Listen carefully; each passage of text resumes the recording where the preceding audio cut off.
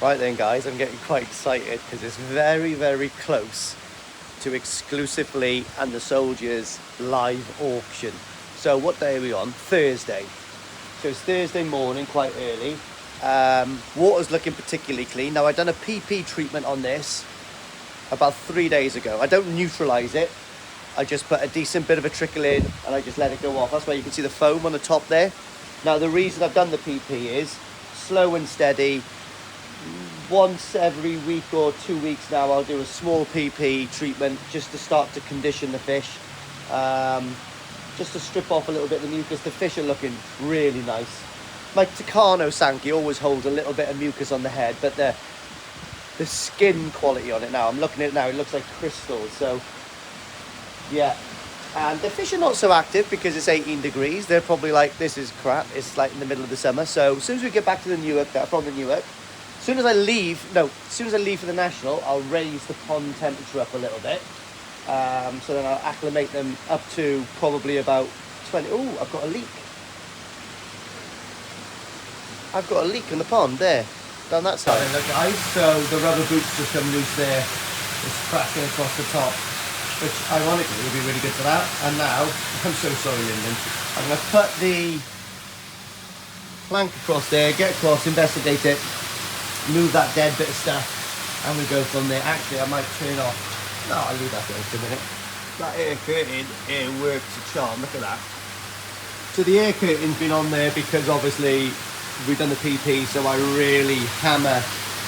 Oh, 18 degrees, bloody freezing compared to what it normally is. Salt content is going down a little bit. But yeah, 7.2. Oh, 17 degrees. Well, it's 18, 17. So the fish are getting on good. And those amalgams, look at that. Like an episode of Star Wars. Apart from the fish poo. But that's working great now. Oh, I can't thank Marcus enough for that. This is all nice and clean. Moving bed's working like a charm.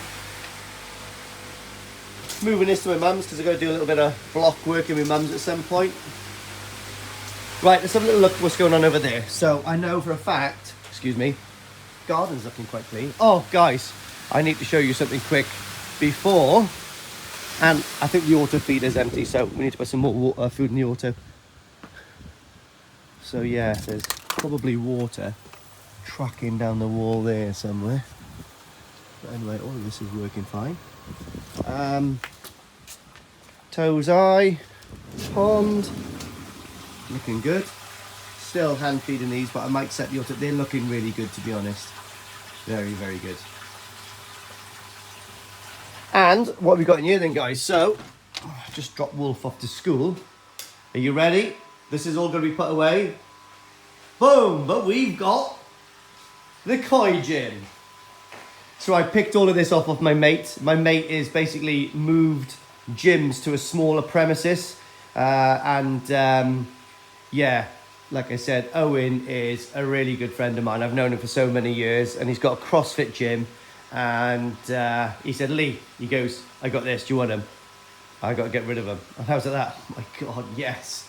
So, yeah, I've got enough here to get on with. Some 20s, some 10s, some 5s. Got some dumbbells. Yeah, awesome. I need to spray this though. That's white, looks gross. But, yeah, how good's that system, guys? And, yeah.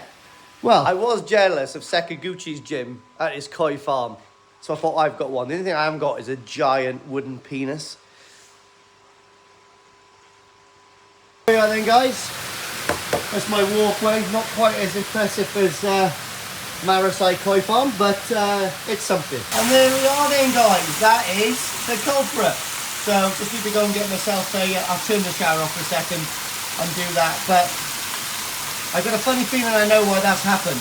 So, what have I done to the pond in the last 2 weeks that could possibly make a massive difference? Temperature change.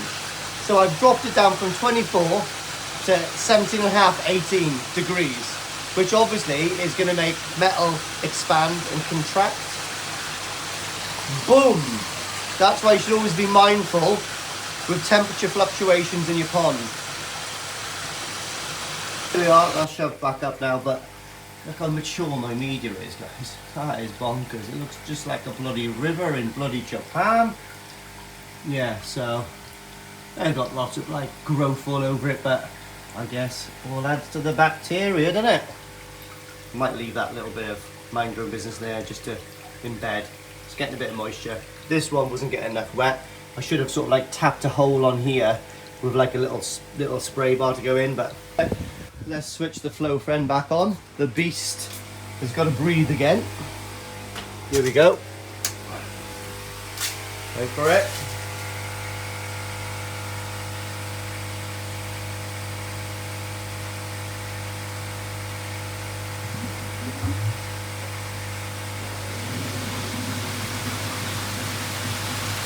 Boom!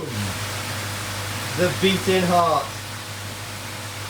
It seems to die towards the summer. It dies off a little bit, but I guess that's the nature of mind your own business. I took the fern out as well. It's not doing too good in there, so I've just put it there. Look at that. New growth. This is my Christmas tree from about 3 years ago. Well, it wasn't. It was just like in there. Well, there we are then, guys. That was an easy little fix. What I possibly should have done is done that side, but I didn't really want to disturb the mind your own business. And if those do come off, it doesn't really make a difference if one comes off. The other one's still feeding, because so this system basically goes from the Flow Friend. Let me show you guys, if you're new to the channel. So I've got the Flow Friend down there. I've put like a tin foil cover on it, so any drips or moisture doesn't go at all onto the digital screen at the top. And then it's split down here, if you can see, the 3-inch to 2-inch, and there's 2 valves on there. They're both fully open. They track up and into the wall through there. So the pipework is literally hidden inside this top layer of block is hollow. So because this block on flat, if you imagine block on flat here, I've got a section in the middle which is briquette and briquette, which leaves a perfect gap for 2 inches stacked on top of each other like an up and over shotgun. They go straight up. One then has got a 90 and a 90 onto a rubber, which goes onto this, and the other one is here. It goes up again, 90 onto a 90 onto a rubber, and then you've got a 3-inch spray bar across the top, and it's connected with 2 rubber 3 to 2-inch boots at the top, and a little bit of 2-inch pipe that connects it just in the center. So it basically feeds onto itself, if you know what I mean. So it's like a ring system. So yeah, so it basically equalizes the amount of flow in each one, because obviously one pipe is longer than the other.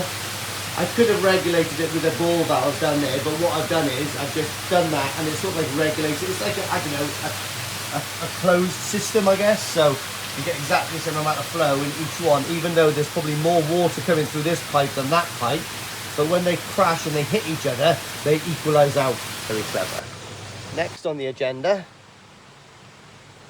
we put that Torx bit in, because I got to take that out to have a look how much food's left in there. Okay, there is still food there, so it is still dispensing, but obviously that's left after about 7 days or something like that.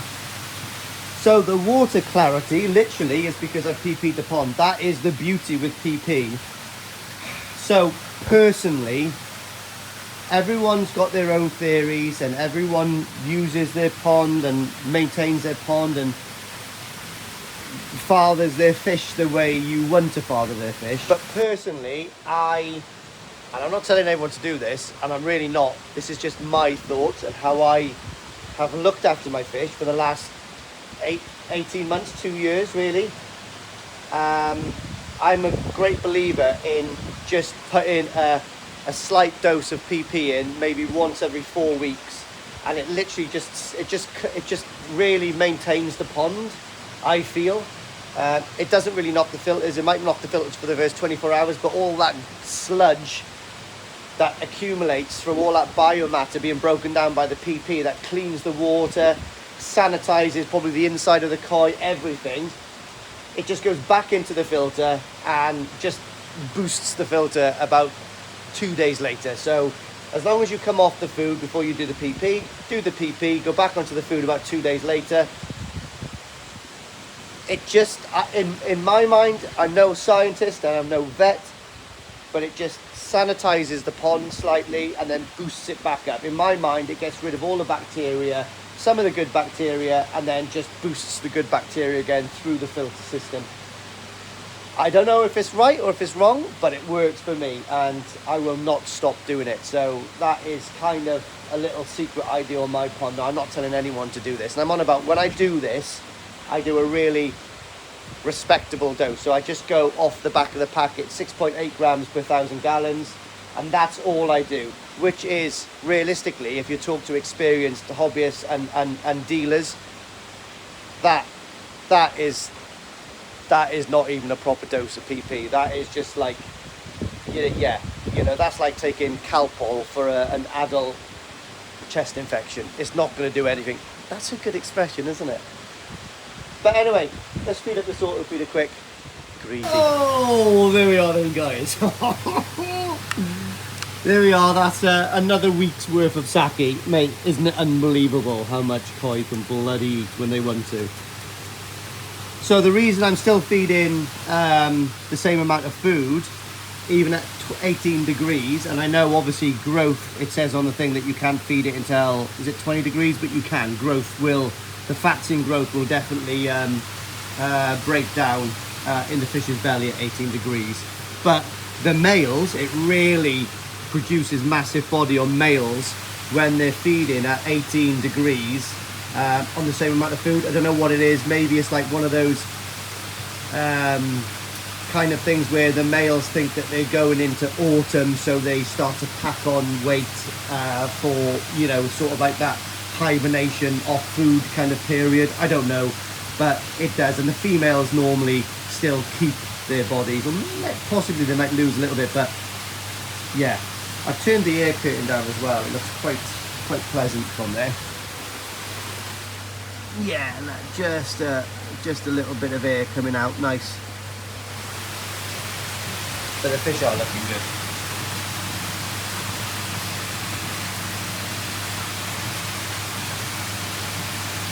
The sumi quality now is really popping up. Even on the Hoshikin Sankey, which was over there, the sumi was sitting down, but now if you look at the sumi on some of these, it is absolutely jet black now. Yeah, so really happy. Hey guys, desert cam. It's all about the details. So I've had a little bit of an idea what I'm going to do to the special edition ones there. So the special edition mugs are special enough, but I'm going to put something in those boxes. I'm not going to tell anyone what it is. Just be careful when you open your boxes and make sure you open the lids the right way up. Trust me. Okay then guys, so my idea for the winning cups is you can get about £5 worth of sake as well. So this is my magical mix, colour, growth and growth sinking, and you might be lucky to get a silkworm larvae there, whatever you call it, pupae, larvae, pupae, whatever. They are, the two of them. Limited edition mugs, limited edition mug. All silver and sexy. Look at that. Oh my God. So these are going to be put, I think Sean's undercut me. If I kept one, I think I've got one in the house and I give one to Marcus. So there's going to be 24 mugs day one, 24 mugs day two, including a limited edition one. We are then guys. 24 mugs for Saturday, 24 mugs for Sunday. Somewhere in there is going to be your limited edition special collector's piece. The Ginnering Koi Soldier desert mug. Oh my God, why do I do it for? Why does everyone love mugs? It's mad, isn't it? I forgot I had this as well. I found it. Look, it's a little banner I made last year. Can remember that scene, guys? If anybody knows what film that is from, obviously not holding a Takano Sankey up, but if anybody knows what cover that war film is from, comment below. Yeah, I've actually got 2 more flag banners coming, not with this, but with the logo and that on. Hopefully they're going to come in time. I ordered them ages ago, but really, really cool. So next time I go to Japan, I'm hoping to become a member of the Shinkokai, and then I'm going to change that logo to the Shinkokai logo. So I almost done it last time I was there. I had the sponsorship, I just didn't have enough time to arrange it. I also forgot, I got that as well. Only quite cheaply made up, but it's kind of cool.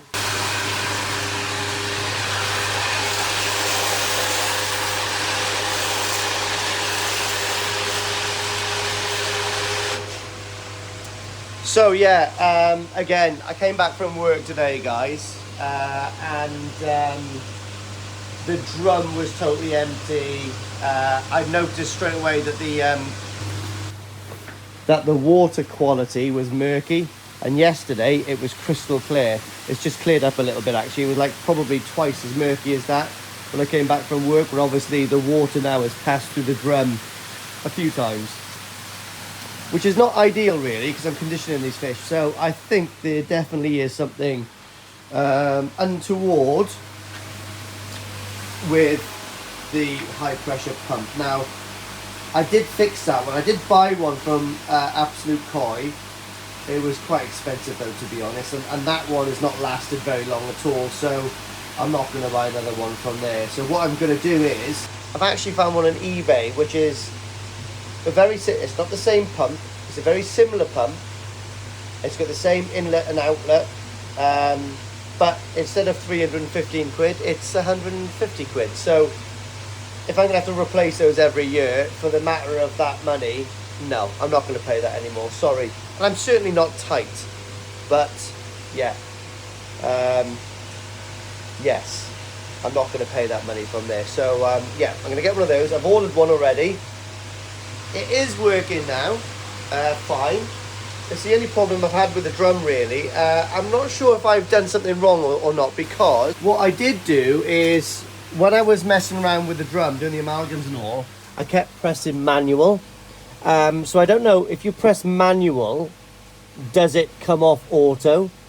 Because I figured out, I pressed auto earlier on today, and yeah, it's starting to work fine again. So I think, am I wrong?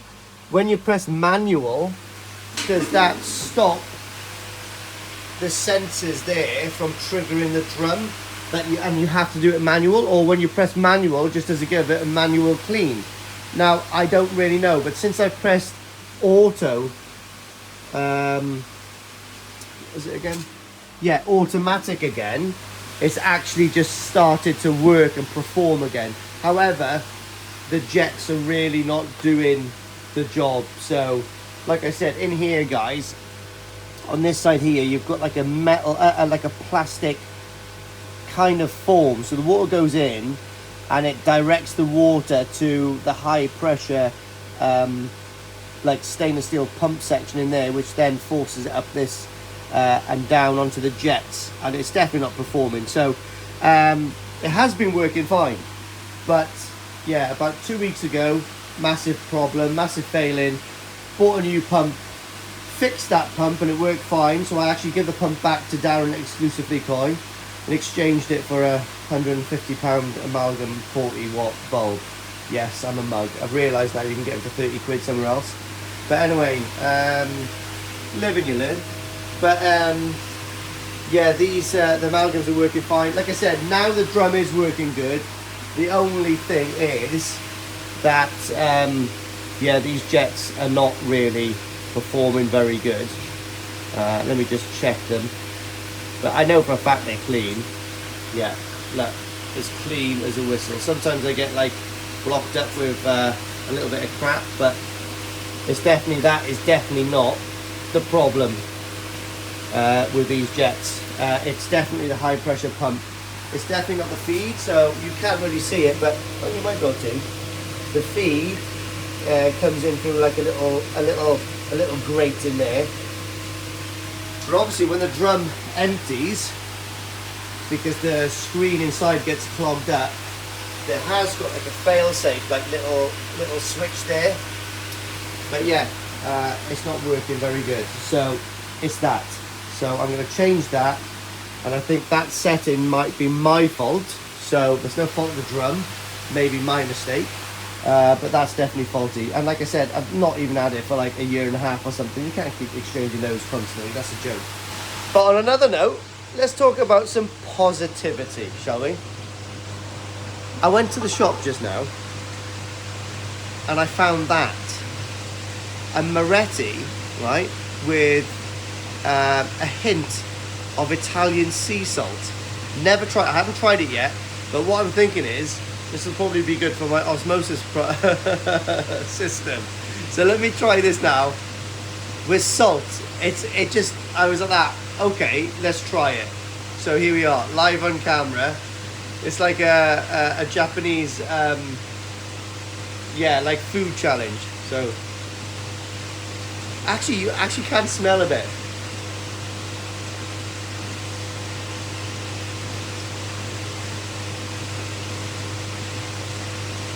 I mean, it's very hard to taste.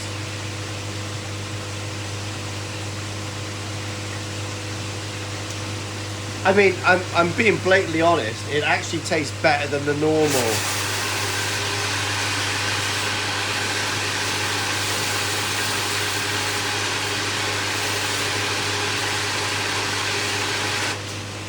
So yeah, poor Jets. They've got no get up and go, have they?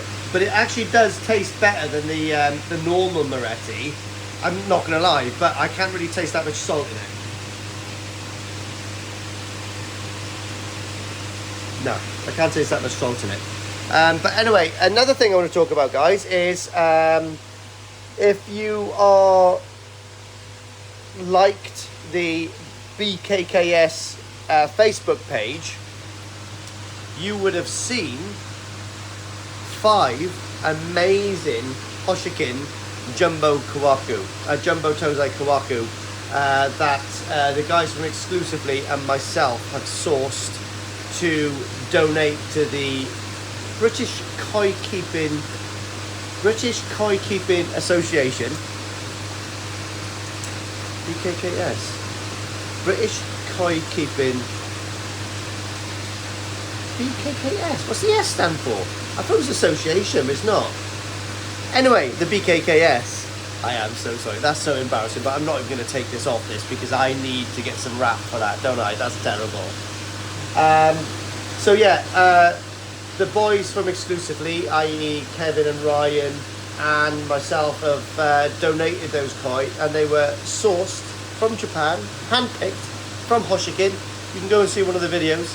And to be honest, mate, they were really, I think off the top of my head, we got 50 pieces from Hoshikin, and those are the best 5. Literally, they are the best 5, right? And they are very high grade. And mate, the bodies on them are very impressive. Benny, Saroji, patterns, really nice. So I'm really excited that those are being offered for auction on Sunday morning at the show, the National Koi Show. So I'd really appreciate for everyone to attend that auction and try to make it a success and provide a little bit more money for the BKKS, because they said that they were going to put on way more VATs next year. Sorry, Matt. Yeah, it's going to be good. So I'm going to put a picture of that now.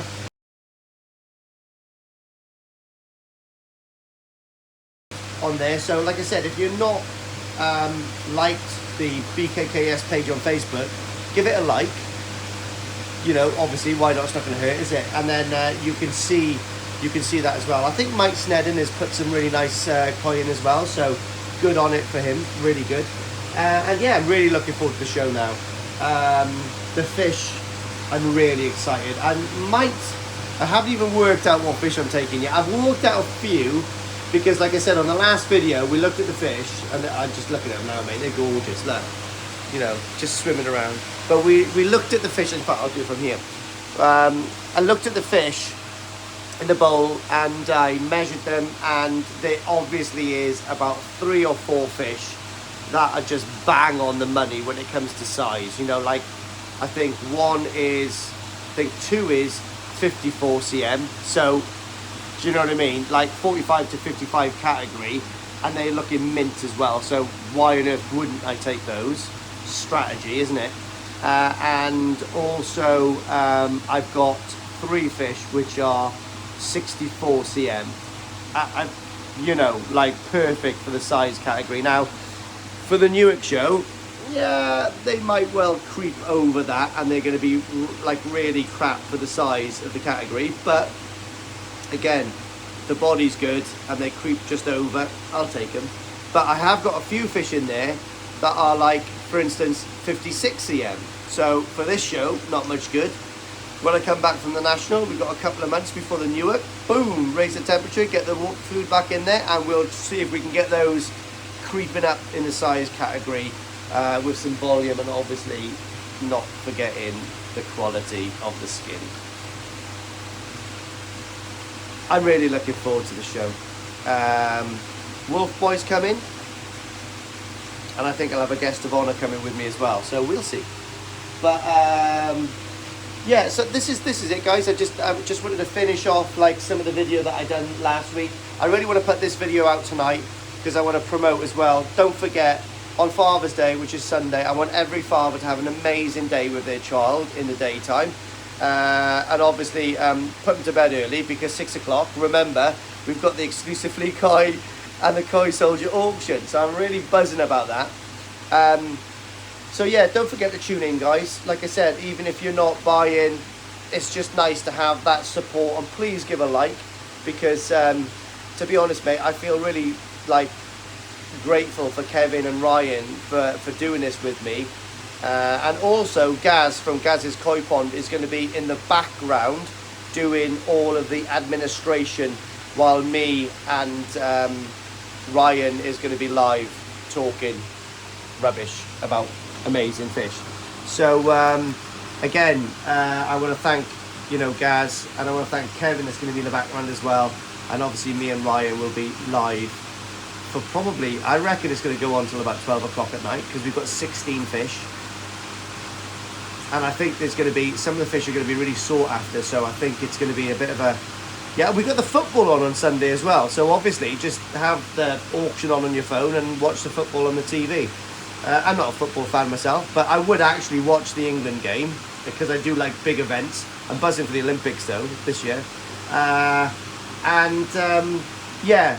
Yeah, I think the real hot one is going to be the Yellow Dragon, and that's probably going to be last, I think, because yeah, that's going to be the cherry on the cake, isn't it? So don't forget about the auction, guys. Starts at 6 p.m. We're not quite sure what the order of the fish is at the moment. You know, it's cleaning like hell at the moment. We're just cleaning in all of the you know, that sediment that's in the pond. So I'm actually just come down here to do this because I wanted to know that's working, because it stressed me out when I came back today. Well, this is one of the reasons, guys, why I'm actually, okay, I'm going to say it now. I've told a few friends, I'm selling all of my fish before October, because when I go to Japan in October, I want a stress-free time. And I want to go over there and I want to replenish my stock in Japan in October and in February. So guys, if anybody wants to come down, I'm thinking about hosting an event at my house the weekend after the National. So the weekend after the National, which is going to be the Sunday after the National, if you want to come down for a koi boot sale, you're more than welcome. I think there's a load of guys, there's a whole club from Bristol going to come down. I'll get the kettle down here, I'll buy some tea cakes and some Welsh cakes for everyone. I might get a vat set up, I've got a couple of bowls, and we'll see what we can do. But like I said, if anybody is interested in my koi, please come down the weekend after the National. Now, I'm not packing the hobby up, trust me. I'm doing this to be able to afford to go to Japan and not have the stress of probably, I don't know how many thousands of pounds worth of koi I got in there, but like going to Japan and having that thing fail every now and again, is, you just can't relax. But I'm doing this so I can spend more time in Japan to get you really unique content from me working in the farms over there. Now, I'm not working for money, I'm working as a dog's body but I'm going to wake up every morning at 6 o'clock, and you're going to get a new video by 6 p.m. that evening.